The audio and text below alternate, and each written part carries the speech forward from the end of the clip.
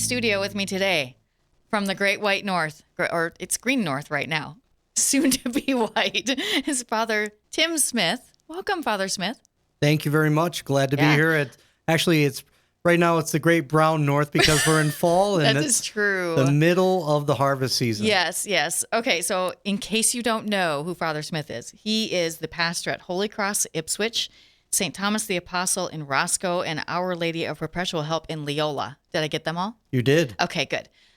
You don't get down to Sioux Falls as much anymore, so I was lucky to snag you while you were down here. I said, you have to come and record with us. Well, thank you for the invitation, and I'm happy to talk with you today, particularly about a subject that I'm really passionate about. Yes. So we are going to talk about Catholic rural life in general, and also an organization called Catholic Rural Life that you kind of, I don't know, do I say you headed up in the diocese? Is that accurate? As of now, I am the point man on National Catholic Rural Life. Okay, good. And just to talk about it a little bit today, what it is, if they've seen that name, and then some of our members may have heard of it in the past in their parishes and in their communities. Right, and we are a rural diocese after all, so we should probably talk about this stuff once in a while.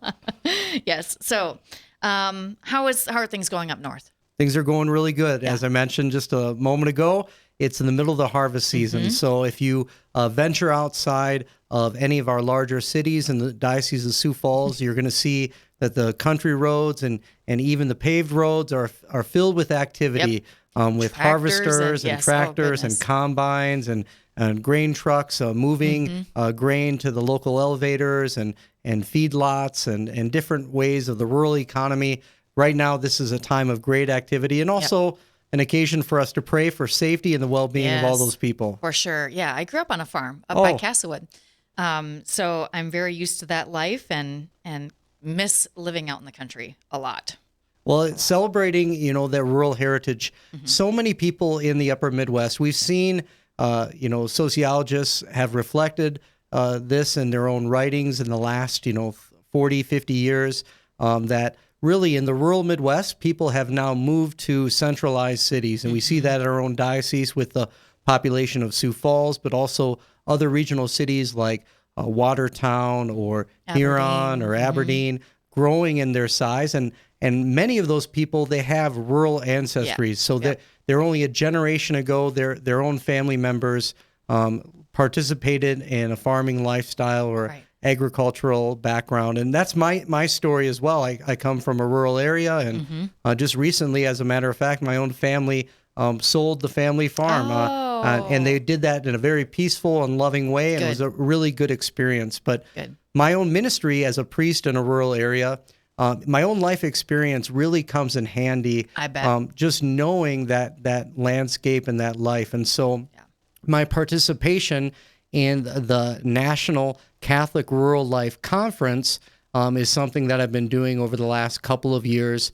At first with the nomination by Bishop Swain as being the delegate for the Catholic Rural Life organization in the Diocese of Sioux Falls. And Catholic Rural Life is an organization that's been around for almost a century in the American Catholic Church. It comes from the Bishops' Conference, and in 1923, it was really a fruit of this prayer about supporting and encouraging the faithful community, particularly parishes in rural areas all over our United States. And so throughout that time, the National Catholic Rural Life Conference has really supported parishes and families through different initiatives.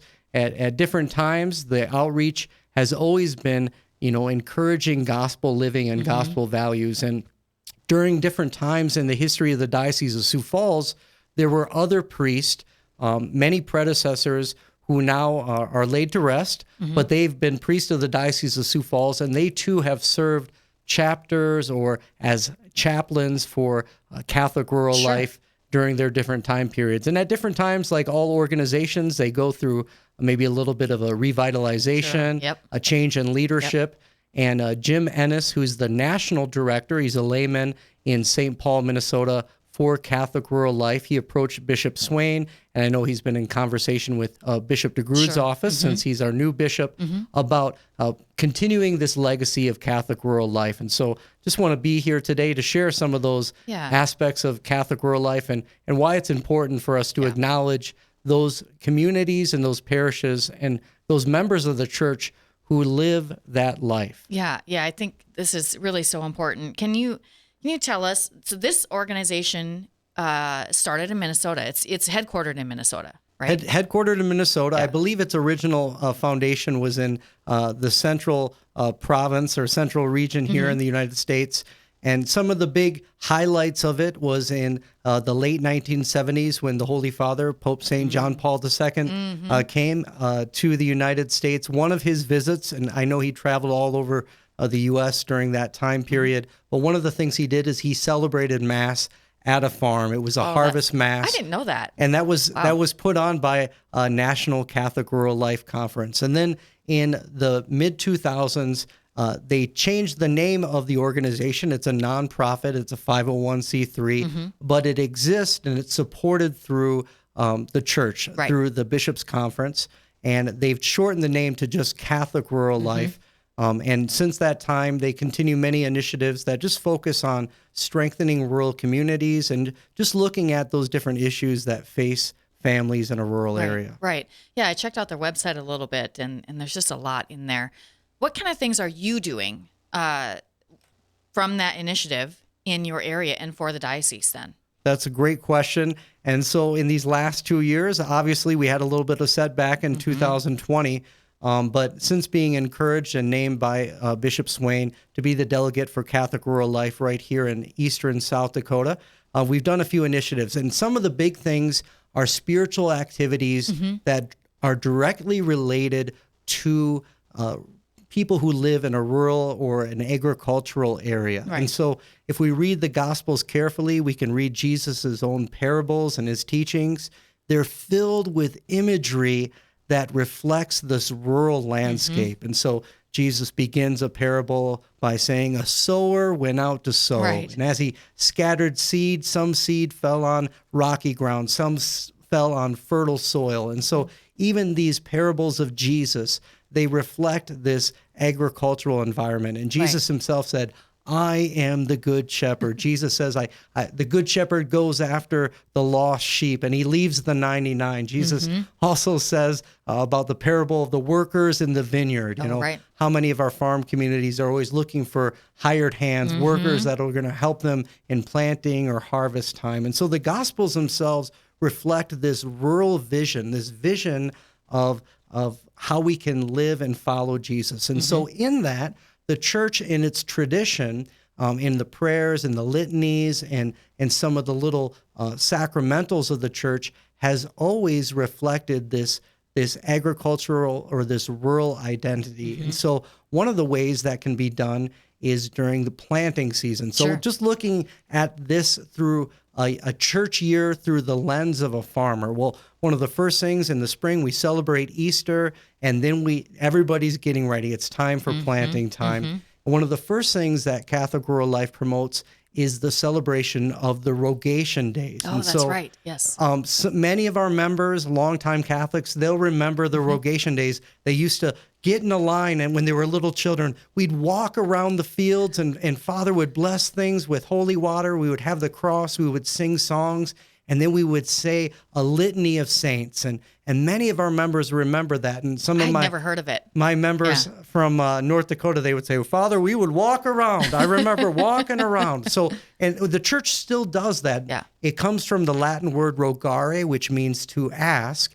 And it's 3 successive days of prayer and penance. Okay. So it's also, it's not obligatory, but it is an option for people to pray, to fast, and ask God. We're asking God to bless the land during this planting season. And so we ask the saints to intercede for us, and it's a beautiful tradition in the life of the church. And so our own chapter of Catholic Rural Life right here, we host a Rogation Days procession. And I do that in all 3 of my parishes. Okay. And so it's a beautiful tradition. Another thing that we can do is on May 15th, we promote the devotion to Saint Isidore, the farmer. And so a patron saint in Spain, Madrid, Spain. And so Saint Isidore, there's an account in the church's tradition in the 11th century of Saint Isidore being assisted in his farming by 2 angels. And so that's one account of Saint Isidore's life. His wife Maria, our own Broomtree Retreat Center has its chapel church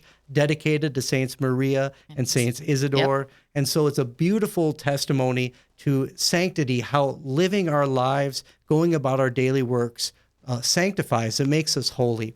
Then we also celebrate at the harvest time prayers of a harvest blessing, and usually the Assumption Mass of the Assumption of the Blessed Virgin Mary, August 15th, is celebrated as the Harvest Mass. And so our own Catholic rural life, we celebrate a harvest blessing, and then we do also a Marian procession. And Mary, the reason the Assumption of the Blessed Virgin Mary is honored as the Harvest Mass is because Mary is the first fruits of the resurrection of Jesus. And so her own glorious assumption into heaven, body and soul, that's the first fruits of the resurrection of the dead. So Mary is in heaven, Queen of heaven and earth, body and soul. And we hope for that glorious resurrection, that we too will be reunited at the glorious resurrection, body and soul. And so the Assumption is seen as the Harvest Mass. And of course, the church has so many beautiful blessings and offerings for rural communities, whether it's a blessing of livestock, of sheep. These are things I like to make available to our parishioners. And Catholic Rural Life even has a prayer book and a manual that priests can use in their own rural ministry that really touches the lives of rural families. It's a beautiful tradition. And these are prayers that we want to keep alive in our Catholic faith. I know there are a lot of parishes that do harvest masses. I don't think there are very many that do the Rogation Days. And that is a thing I'd love to see that come back. It's kind of fallen by the wayside. And in my own area, Holy Cross, Ipswich, I know St. Anthony's Church in Hoven, and several other parishes want to bring that back. And I know it's a beautiful tradition, and it really touches that. And I've had different parishioners saying, Father, I'm so glad we're doing the Rogation Days. Some of these beautiful devotions, sadly, they went away. And we want to bring them back because they're part of the church's living tradition. And it's good for young people to be involved in those things too. So I'm glad they're coming back. If you just joined us, we are talking to Father Tim Smith about Catholic rural life. So the priests can, do you provide materials for the priests on this? Are they kind of on their own since you're the point guy? Sure. So Catholic Rural Life, like most organizations, has a website. So it's catholicrurallife.org. There's a director of the communications that I work with. His name is Tim Strife, and he's in St. Paul, Minnesota. Interestingly enough, Tim, he does a reach out to different pastors to provide them with resources and also to give them a retreat opportunity. They actually provide several opportunities for retreat for priests that minister in rural areas, and it's called Thriving in Rural Ministry. And Tim what's interesting about it is that he and I grew up only 15 miles away in rural southern Minnesota in the Diocese of Winona, Rochester. He and I both knew each other. At one time, he was a seminarian. He's now a husband. But he is a good man. And just this idea, we both come from the same county, Jackson County in southern Minnesota. We know the landscape. We know the farm fields. And now we work together in really just kind of making these options of enrichment available for rural communities, but also for pastors as well. I minister to 3 parishes, but the geography that I cover in square mileage is about 1,500 square miles. Now, this is a real challenge for priests. It's a challenge for priests, but I would also offer it's a challenge for Christianity as a whole. In my own county, myself and the other priest, Edmonds County, we are the only resident clergy that live in that area. In my city of Ipswich, there are no other professionally trained clergy that live in the city itself.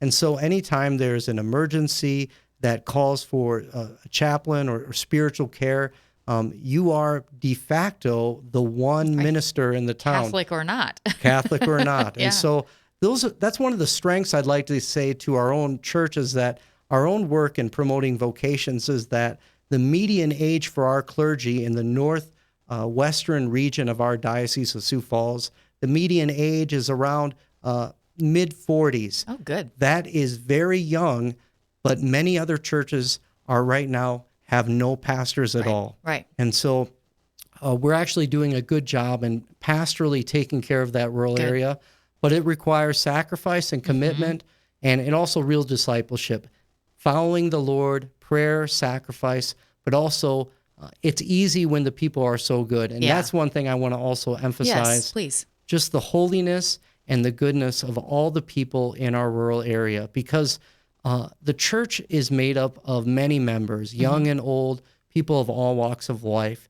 And not only those who farm and work the land, there's also those who are educators. They're the ones who work in local and regional schools, who provide, education for farm families, and also people who work in ag business, who work in corporations that provide equipment and supply chain all throughout the rural Midwest that brings what we bring to harvest to the rest of the world. Right. We also have even all the way down to the bus driver, to the people who work at the local grocery store in a rural community.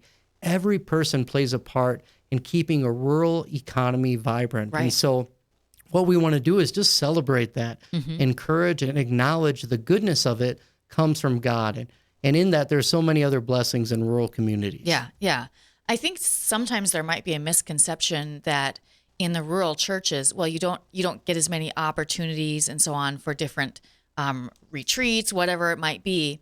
But there's some real blessings to being in the rural communities. My mom is still in Castlewood, goes to the parish there, St. John's, and she teaches CCD. And it's small classes, and she really gets to know those kids, really gets to know their families.